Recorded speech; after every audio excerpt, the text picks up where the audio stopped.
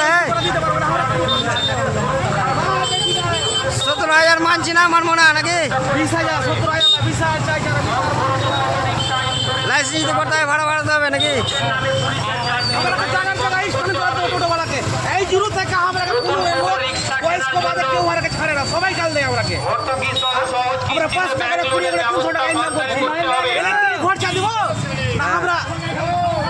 গাড়ির ব্যাটারি যাবো 20,000 টাকা লাইসেন্স টাকা দেবো 20,000 টাকা আমরা কি দেবো আমরা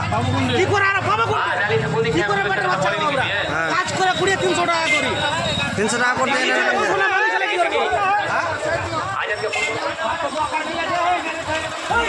দেখো গাইস